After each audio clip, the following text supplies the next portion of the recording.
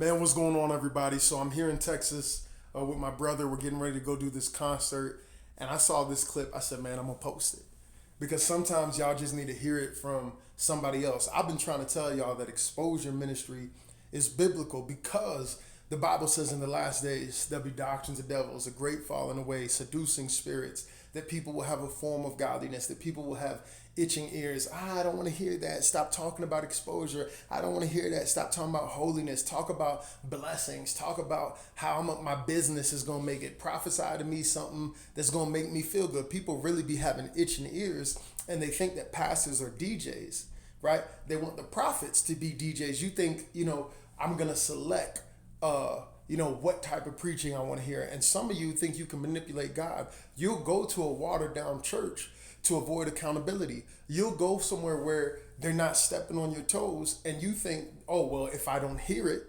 if I don't hear that type of preaching, then I'm not accountable to the truth. But the truth is the truth, regardless of where you go, what church you attend to, and God is truth. And if you don't love the truth, the Bible says you'll be given over to a strong delusion, but also, right, you don't love God if you don't love the truth. So the truth is, exposure ministry is biblical.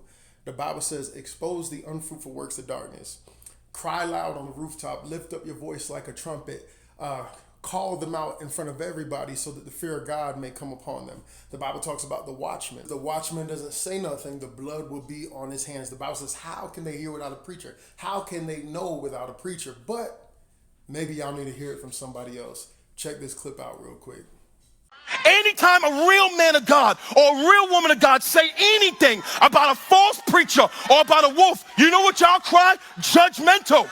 And because you keep telling us we're judgmental, you let the false prophets run free in America. They got a market in the country because we can't say nothing about it without y'all attacking us. God forbid any real pastor calls out a false prophet. You posted, how could you be so judgmental? You talk like that because you have not read. Some of y'all be condemning real preachers for things Jesus did first.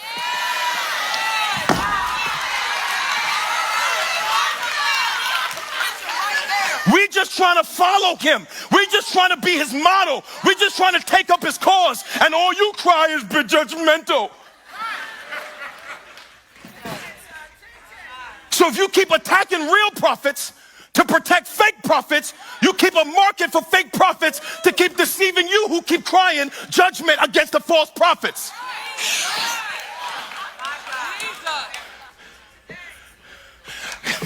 How do you protect your abuser? That's what y'all do in America.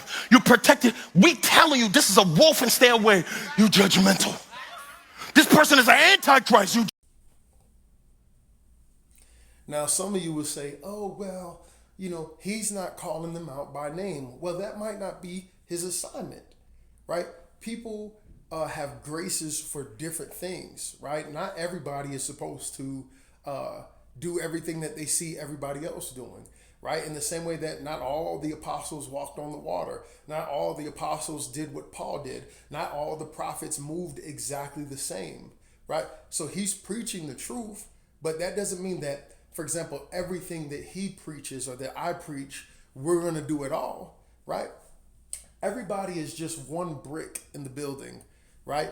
We are one body, but many members. So the hand is not going to do what the foot does. So that he can preach about it, but that doesn't mean he might be called to do that at this point in time, right? But exposure ministry is definitely biblical. And think about this. Think about all the people that have been deceived by false teachers, taken advantage of, been physically, financially, sexually abused.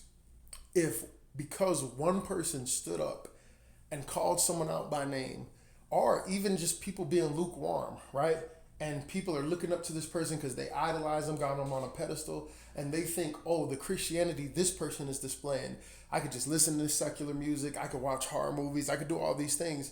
But somebody stood up and said, no, that's not it. That's lukewarm Christianity, right? And you got mad because you idolized that person, but then there was somebody who's like, you know what? I'm going to go read my Bible for myself. I'm going to go study for myself. And if that person had never stood up and called it out, that person would have been lost. Because once again, how can they hear without a preacher? It's necessary.